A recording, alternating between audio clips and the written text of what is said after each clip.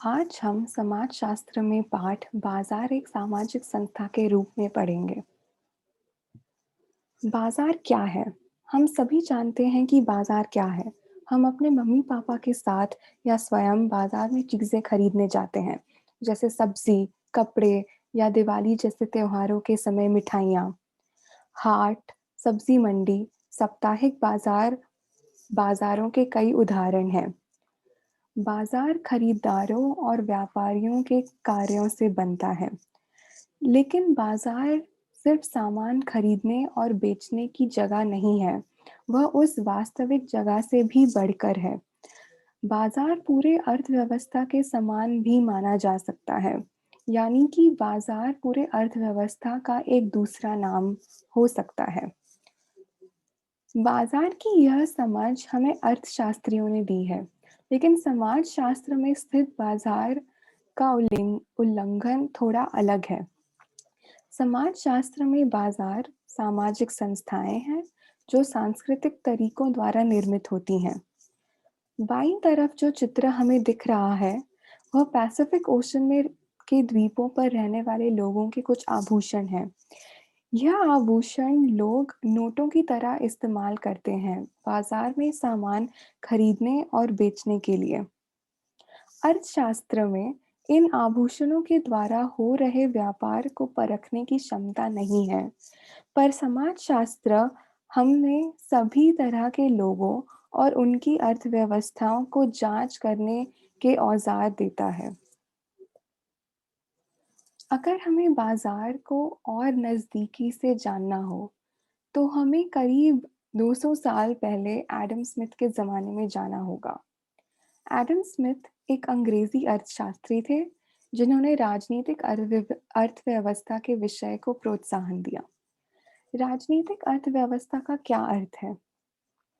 राजनीतिक अर्थव्यवस्था वह व्यवस्था है जिसमें सरकारों में हो रहे बदलावों व सरकार द्वारा पेश किए गए नई नीतियों व कानूनों का असर अर्थव्यवस्था पर पड़ता है और अर्थव्यवस्था में आने वाले बदलावों का असर राजनीति पर पड़ता है। उन दोनों को अलग नहीं किया जा सकता। इसी संबंध में एडम स्मिथ ने हमें दो महत्वपूर्ण विचार दिए।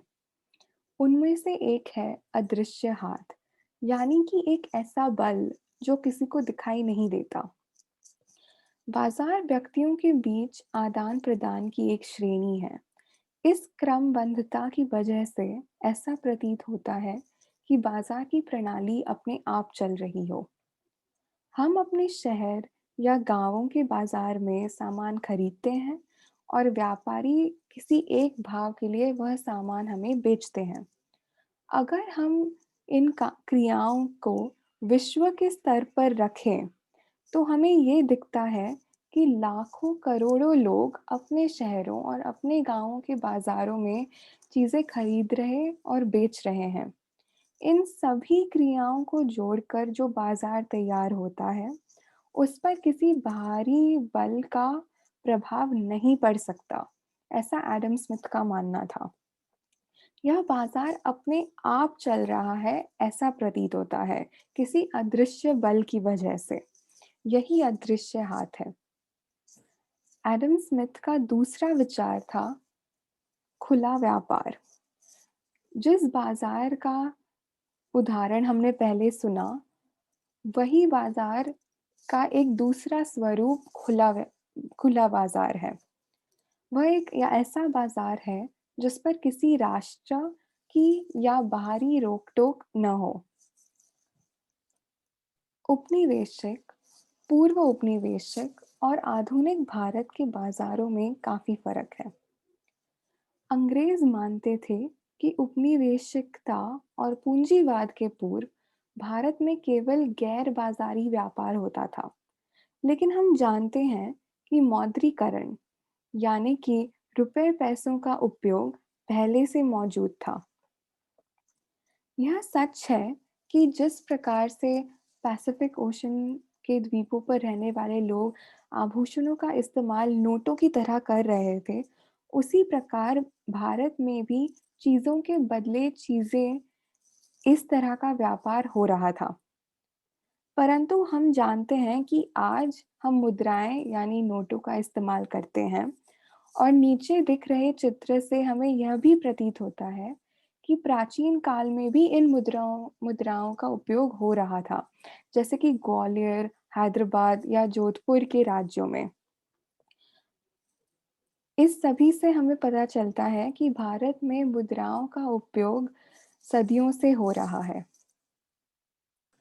समाजशास्त्र में बाजार पर पारंपरिक व्यवस्थाओं का किस प्रकार से प्रभाव पड़ता है, यह भी जानने की रुचि है।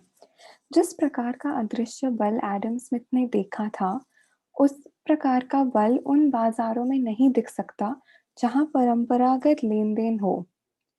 पारंपरिक और आधुनिक बाजारों के बीच का विभाजन वास्तविकता को नहीं दर्शाता, क्योंकि दोनों अर्थव्यवस्था में घुल-मिल कर स्थित हैं। उदाहरण के तौर पर, तमिलनाडु के चेट्टियार व्यापारी पश्चिमी संस्थाओं जैसा लेन-देन अपने जाति के आधार पर करते हैं। यह नक्काटार चेट्टियार अपने समूह के सदस्यों की प्रतिष्ठा व जमा पूंजी को परख कर ही पैसों का लेन-देन करते हैं। एक दूसरे को नज़दीकी से जानना, यानी कि जान-पहचान के तौर पर, यही इनकी व्यवस्था की नींव है। जाति व्यवस्था और अर्थव्यवस्था, जैसे कि जमीन पर अधिकार या व्यवसायों में अंतर, में गहरा नाता है। बाजार में भी इस नाते की अभिव्यक्ति हमें दिखती है। चेट्टियारों के उदाहरण से हमें यह समझ आया कि हम समाज और अर्थव्यवस्था को अलग नहीं कर सकते। दो समुदाय, जाति पर आधारित और धर्म पे आधारित, पारंपरिक व्यापारिक समुदायों का उल्लेख करते हैं।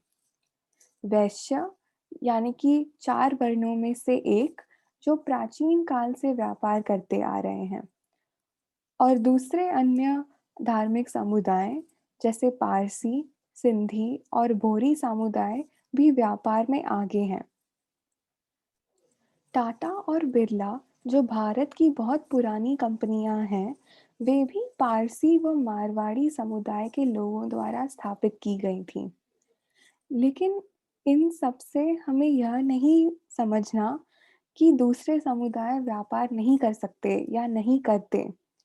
पारंपरिक व्यापारिक समुदायों के बारे में बात करने के पीछे यही इरादा है कि हमें यह दर्शाना है कि अर्थव्यवस्था और समाज के बीच में अंतर हम कई बार नहीं कर सकते। हम बाजार, और वह भी आधुनिक बाजारों के बारे में बातचीत कार्ल मार्क्स के बिना नहीं कर सकते। कार्ल मार्क्स एक जर्मन राजनैतिक अर्थशास्त्री थे, जिन्होंने इंग्लैंड के कारखानों की जांच कर पूंजीवाद पर कई निबंध लिखे। उनकी समाजशास्त्र में विशेष जगह है, क्योंकि उन्होंने पूंजीवाद यानी कि कैपिटलिज्म की वजह से हो रहे शोषण और आने वाली क्रांति का स्पष्टीकरण किया। पूंजीवाद को समझने के लिए हमें तीन अवधारणाओं पर विशेष ध्यान देना होगा। वे हैं उत्पादन विधि, श्रम शक्ति और अतिरिक्त मूल्य। उत्पादन विधि। उत्पादन विधियां उत्पादन संबंधों से बनती हैं।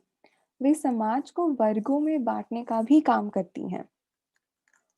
उत्पादन विधि यानी वस्तुओं को बनाने का तरीका, या फिर यह जानने का तरीका कि श्रम का उपयोग किस प्रकार से किया जा रहा है, यानी कि वस्तुएं मशीनों द्वारा बनाई जा रही हैं या फिर श्रमिक अपने हाथों से उन्हें बना रहे हैं।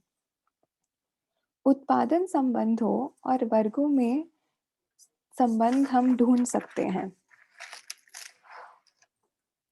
जो उत्पादन की प्रक्रिया में सहायता करते हैं, यानी कि श्रमिक, उनका विभाजन हम पूंजीपति यानी कि मालिक से कर सकते हैं।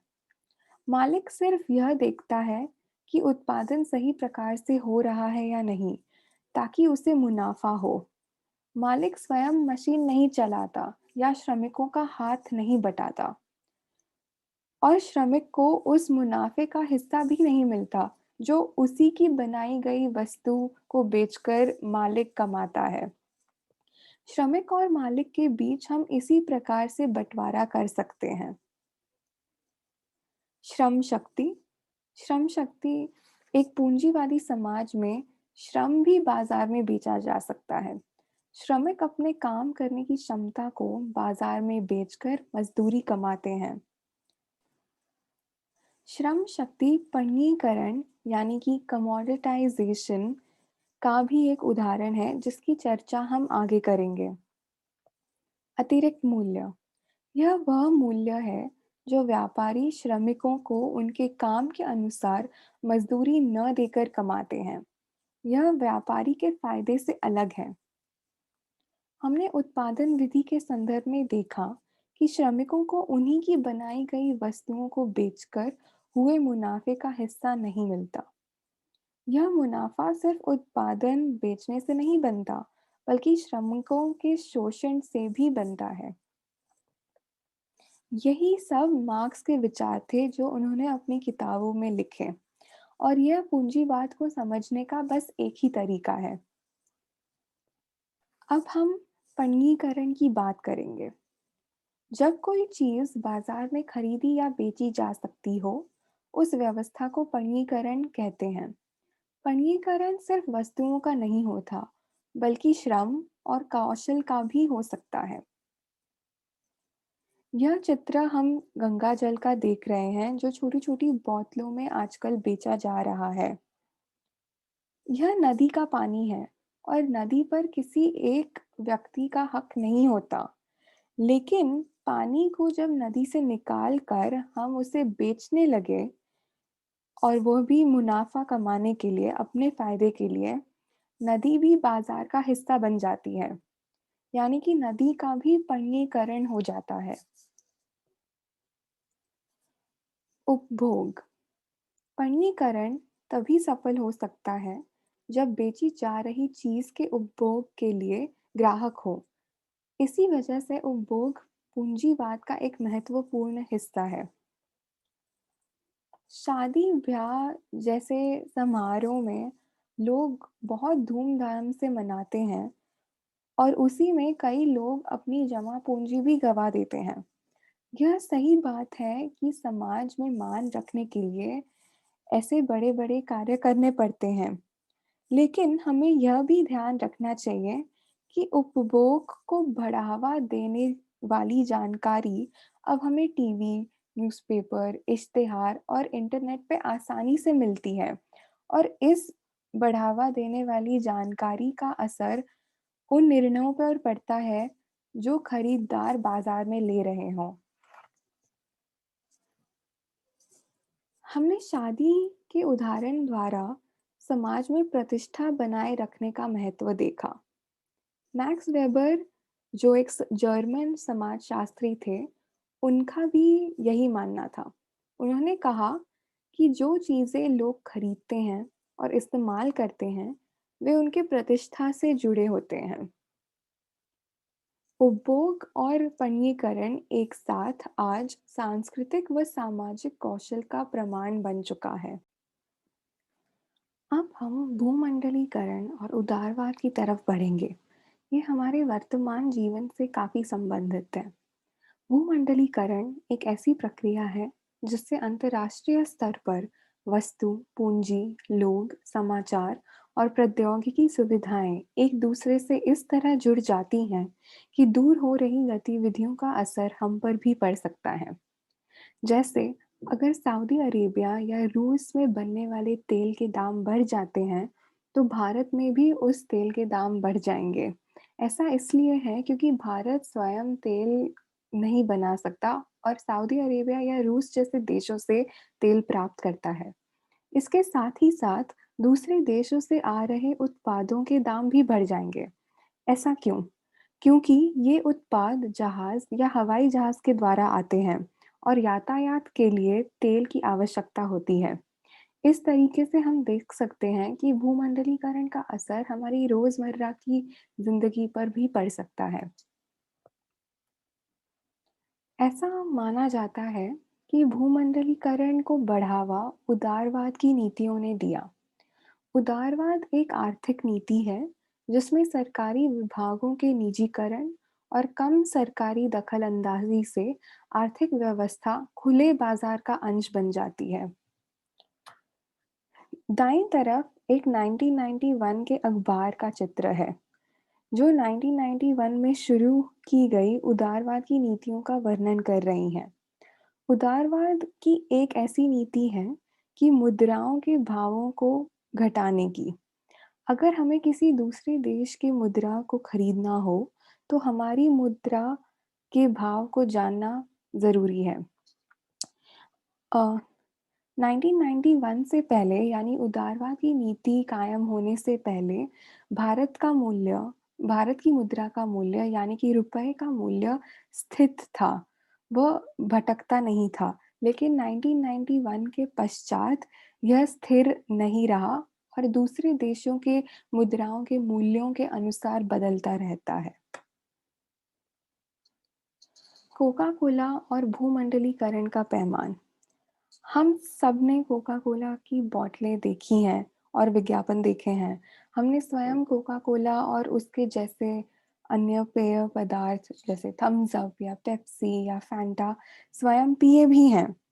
भूमंडलीकरण की संस्थापना के कारण आज विश्व में कुछ ऐसे चंद जगहें हैं जहाँ पर कोका कोला नहीं मिलता। यहाँ स्क्रीन पर जो नक्शा है वह यह 5 देशों को दिखाता है जहाँ पर आज खरीदार कोका कोला नहीं खरीद सकते। विश्व के 195 देशों में से सिर्फ 5 जहाँ कोका कोला नहीं मिलता।